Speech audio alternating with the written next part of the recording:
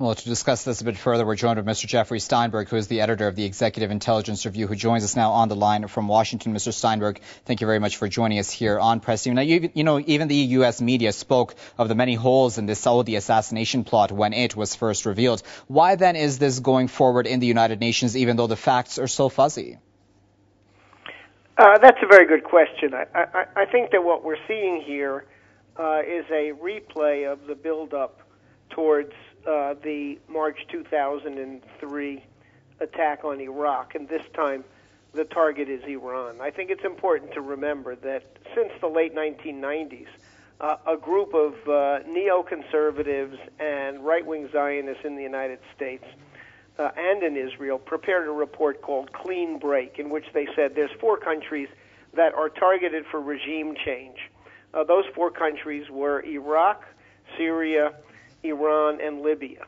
And if you just do the math, I think what we're seeing is the continuation of that project. And unfortunately, President Obama, from the very outset, surrounded himself with representatives of that whole Zionist apparatus, including Dennis Ross, who's just left the White House in recent days. But there's very clearly the same kind of voices using the same propaganda techniques. Remember, it was mushroom clouds threatened by Iraq's so-called nuclear weapons WMD program that proved after the war, after the overthrow of a regime, to have been completely fabricated.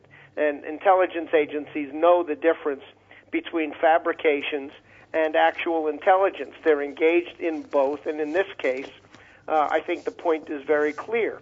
In the case of this so-called Revolutionary Guard plot to assassinate the Saudi ambassador, it was so embarrassingly, transparently a hoax that even the American media, that usually bends over backwards for any piece of propaganda like this, could not risk their own credibility by giving any credibility to this silly, ridiculous story. But, the Saudis have also signed on to this U.S. version of the plot. Like, why have they so readily accepted this version without giving a fair hearing to Iran's side, which presents the simply illogical side of the entire scenario?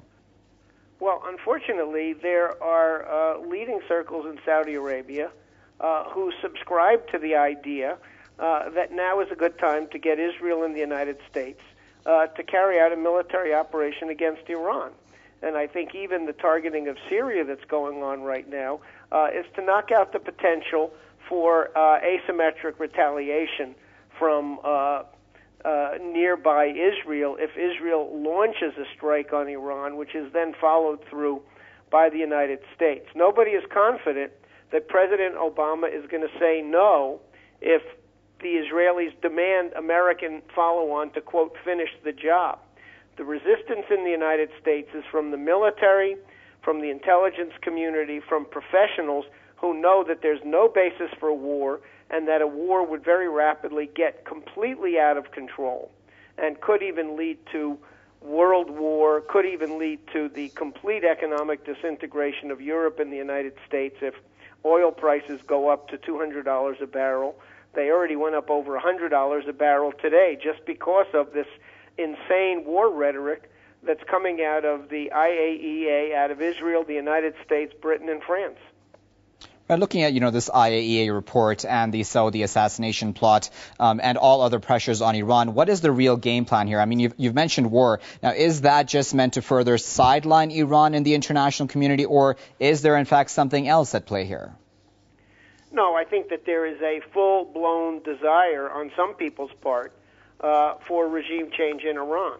On the part of certain other people, there are certain leading financial circles in Britain who see the collapse of the transatlantic region. They see Asia relatively prospering, and some of these people simply want a war in order to pile up the body count and destroy Asia so that the collapse of the West doesn't mean a major shift in the political center of gravity.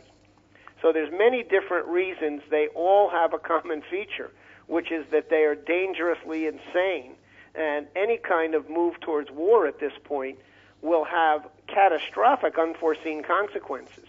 Secretary of Defense Panetta and the chairman of the Joint Chiefs of Staff, General Dempsey, gave a press conference last Friday, and said under no circumstances should there be a war in the Middle East at this time, and they barely got coverage in the U.S. press for it. All right, we will have to leave it there for now. That was Mr. Jeffery Steinberg, editor of the Executive Intelligence Review, joining us on the line from Washington. Mr. Steinberg, we appreciate your insight here at Press TV.